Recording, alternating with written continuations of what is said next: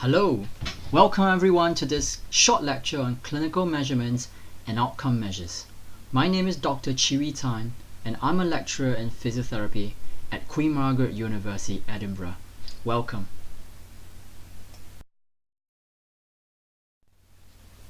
In this short lecture, I'll be covering several topics. The first topic is what is the purpose of clinical measurements or outcome measures in relation to our own clinical practice? And then what I'll do is I'll move on to two particular frameworks where outcome measures can be linked to and used so as to be able to interpret them with much more meaning. The first framework that I'll be talking about is the International Classification of Function. And the second framework, which is essentially a very US-based framework used by physiotherapists there, is called the Hopto.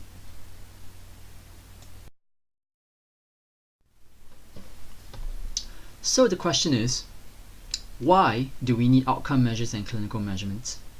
Why do we need it in our clinical practice? Why can't we just go ahead and see our patients and sort of determine whether they have improved or not? Or are they getting any better simply just by our own observations?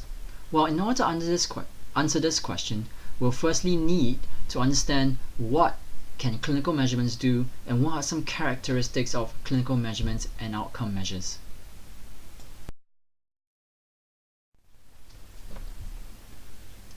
There are two main things that outcome measures and clinical measurements can do. Firstly, outcome measures and clinical measurements can actually differentiate between patients at a point in time. So let's take, for example, if we were to have two patients who have been diagnosed with a similar disease or condition, we are able to tell that whether one patient is having a much more severe aspect or manifestation of the condition if we were able to use a particular tool to measure some criteria that we can determine the severity of their condition. Secondly, an outcome measure or clinical measurements can also help clinicians to assess any changes of the patient's conditions over time. So let's say you've done a baseline measurement at the very beginning, at the very first meeting with the patient, and 2 sessions down the line, you perform the same measurements again.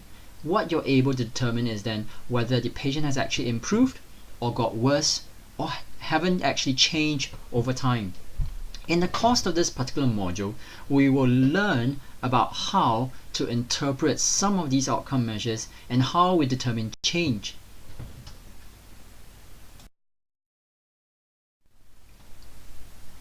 There are several stages of the patient journey that outcome measures and clinical measurements will come in particularly handy and where we will be able to use them. The very first stage is obviously the initial assessment stage, when the patient has just come to you complaining of a certain ailment, condition, or disease. And that's when you determine the severity or how much they need to progress in that very first assessment. And that's when you use the outcome measure or clinical measurement. And as what I said before in the previous slide, that we can also use outcome measures to determine whether they have improved or got worse. So this is the second stage where in repeated meetings with the patients themselves, you're able to repeatedly administer this same outcome measure or clinical measurement in order to determine the progress of the patient.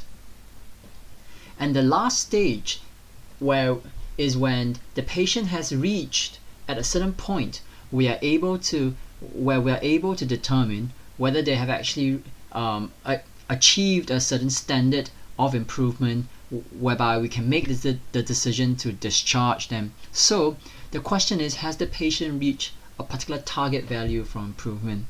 At some point within the module, we will come across how we actually determine this particular target value for improvement and how we're able to use evidence and research to help us determine that particular target value. When we use outcome measures and clinical measurements within our clinical practice, we do not just simply administer any outcome measure or make up an outcome measure. What we'll try to achieve is to use a standardized outcome measure. And what we mean by standardized outcome measure is where appropriate evidence and research and study has been made of this outcome measure in order to ensure its robustness in measuring patient characteristics. By having a standardized outcome measure, what it leads to is a slightly less ambiguous interpretation or change in values. So what you determine in terms of the outcome measure from your patient will be exactly the same if another outcome measure was to use the same outcome measure with this same patient. Your interpretation will be similar, and that makes the agreement in terms of treatment plans much more standardized. What is also good about standardized outcome measures is that there usually will be formal documentation in terms of the development of the outcome measure and how it should be applied and how it should be scored. It makes the clinicians' lives so much easier if you have got a set of standardized, set out documentation where you can actually follow. So whether you are a new clinician or a seasoned clinician, by having this set of formal documentation, both of you are able to use this outcome measure in a similar manner. Lastly, by having a standardized outcome measure, if someone were to question in terms of how much the patient has improved, you are easily able to defend the use of this particular outcome measure with your fellow colleagues and determine how robust it is in measuring that improvement. That will help you in terms of putting forward a much stronger case to in terms of the patient's treatment plan to some of your colleagues.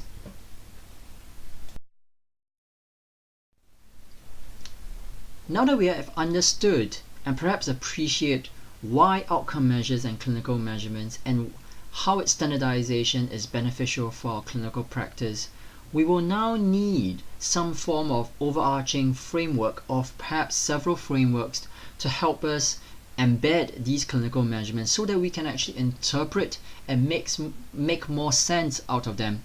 So what I'm going to do is I'm going to follow up with introduce you to two particular frameworks. One is the International Classification of Function, Disability and Health, and the second one is the Hopto.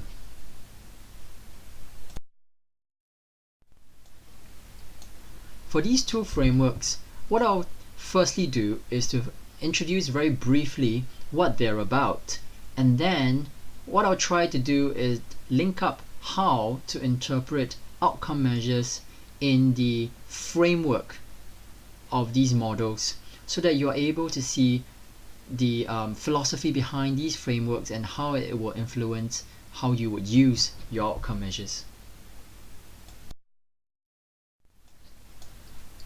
First of all, we'll start with the International Classification of Function, or in short, I'll call it the ICF. The ICF mainly has three domains. The first domain is called structure and function, and within this particular domain, we are mainly concerned about tissues, for example, your bones, your muscles, your ligaments, and any sort of tissues within your body, whether it's hard or soft. But it could also deal with function in terms of a particular system of how it actually works in the body in order for your body to work in a functional manner. The second domain is called activity capability. Within this domain, what it encompasses are the basic movements or basic abilities of what your body can do. For example, if you were to talking about the upper limb, about the shoulder, whether the shoulder can flex or extend or rotate, and therefore your upper limb is able to be raised up or down, or perhaps abducted sideways, these activities are called activity capability because it's what the person can do. Of course, it's not just limited to the upper limb, it can also be extended to any part of your body and any part of the function. What I've just given you an example is the how you would measure range of motion of a joint, but you could also extend it towards muscle strength, pain perception ability, sight or brain function, cognitive function, and these are just some examples where you can extend it towards. The last domain is participation capability. Within participation capability is when we add up some of these activity capability in order to be able to summate to a person's social role that they engage in. Let's take for example, using myself as an example. I would need a lot of my upper limb function in order to prepare breakfast for my children. And the reason why I prepare breakfast for my children is because I am their father. And therefore, my activity capability of using my upper limbs will contribute towards my social role as a father towards my children. However, if one day, if I was to accidentally injure both my limbs, that will severely impede my ability to make breakfast for them, and therefore my societal role as a father will be slightly diminished, and that what is meant by participation capability. For every domain of the ICF, if there was some dysfunction within that domain, you would have a negative terminology to describe dysfunction within that domain. For structure and function, we will call it the impairment. For activity capability, we'll call it activity limitation. In participation capability, if there's a dysfunction there, it will be called participation restriction. For those of you who have been dealing with the ICF for a fairly long time, you will know that the current terminology used in this version of the ICF is actually the second version. In the very first version, these three domains will correlate to the terminology of impairment, disability, and handicap. And because this version 2 of the ICF has superseded the version 1, therefore what we'll do is stick with the version 2 terminology.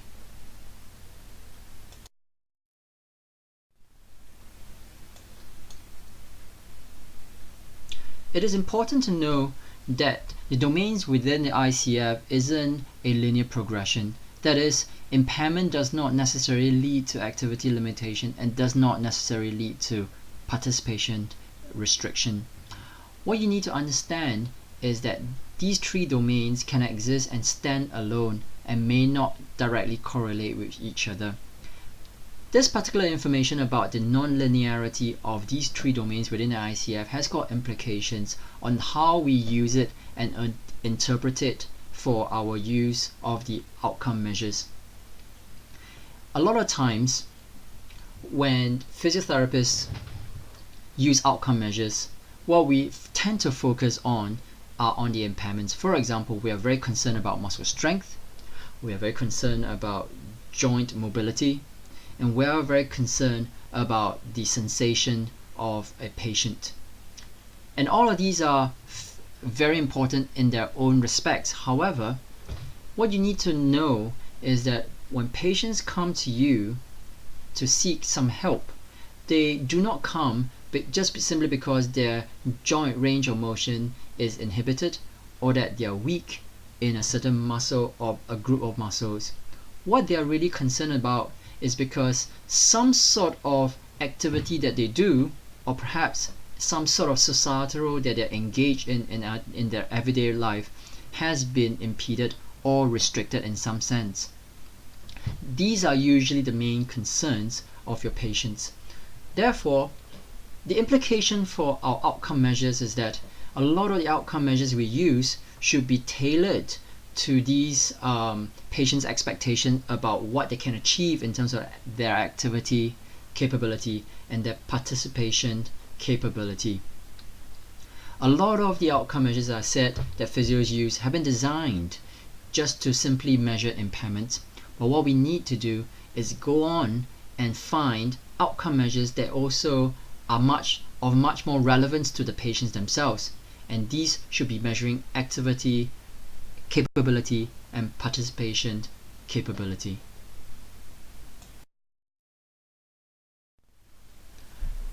We'll now move on to the second framework and model for linkage with outcome measures. The second model that I'll be talking about is called Hypothesis-Oriented Algorithm for Clinicians 2. That obviously implies that there is a first version of this framework, but we will be sticking with the second framework.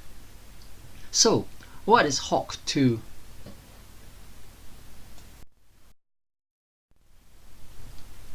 If you've got a chance to read the original paper in 2003 written by Jules Rothstein on Hopto, you'll find that within the paper itself there are a lot of tables and flowcharts. The reason for that is simple, because Hopto is an algorithmic framework where you follow step by step, and within each step you can actually split into further pathways, which is why it's called an algorithmic framework. And it's particularly useful because it is simple enough to use. All you have to do is start from the very top and work your way downwards. Another key element and key characteristics of Hopto is that it is designed based on the scientific method. What do we mean by that? What it essentially is that the model assumes that clinicians, when they see their patients, when they start to collect data about the patients, they will set up working hypotheses of potentially what might be wrong with the patient. And when they come out with these working hypotheses, they will collect even more information to either prove or disprove that whether these hypotheses are correct or not. In essence, it is very useful for clinical reasoning. However, this particular framework is not very commonly used outside of the US, and it is used mainly by US physical therapists.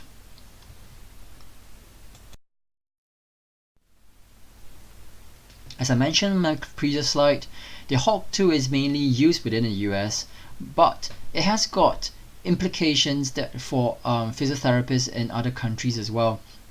You may not be from the US and you may not be using Hopto, but there are very good elements of it within the model itself that can help us improve our clinical reasoning and our better use of the outcome measures that we choose. Therefore, I would encourage you to take up the paper and actually have a browse through and pick out some of the interesting things within it so that you can actually apply to your own clinical reasoning practice.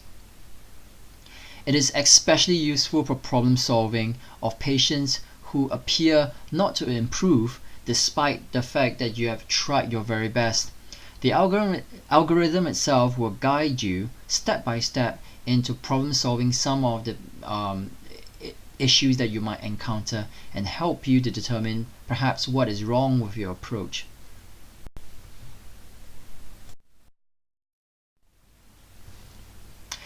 This particular slide shows some of the problems that potentially can explain why patients don't improve despite us giving them several treatments and trying our very best for them.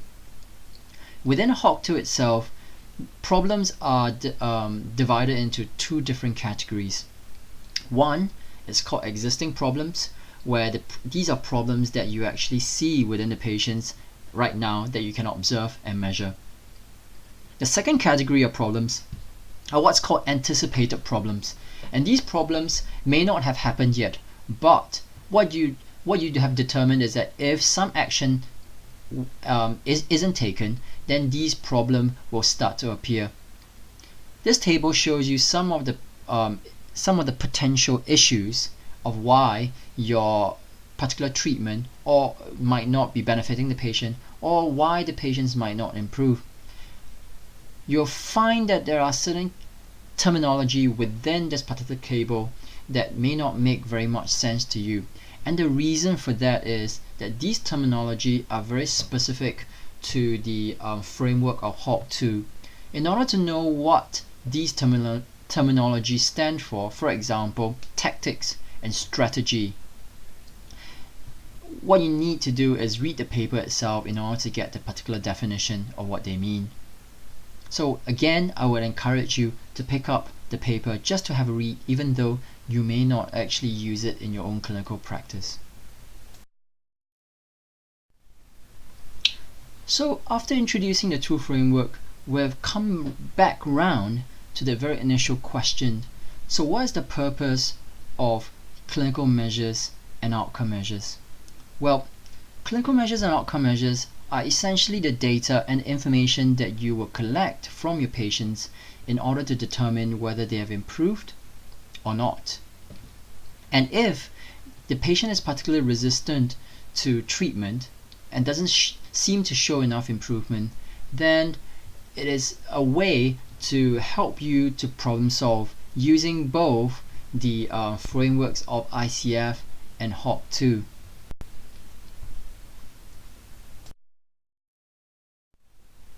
And finally, to sum up, these frameworks such as ICF are very important to help us determine how we eventually use outcome measures and clinical measurements for us.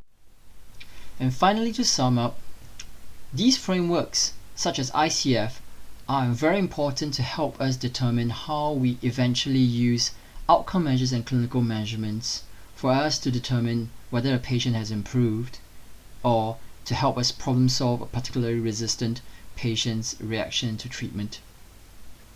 But in order for this outcome measures to have any meaning, we will then need to be able to choose and interpret some of these outcome measures in terms of their characteristics, for example, their validity, their reliability, and their responsiveness.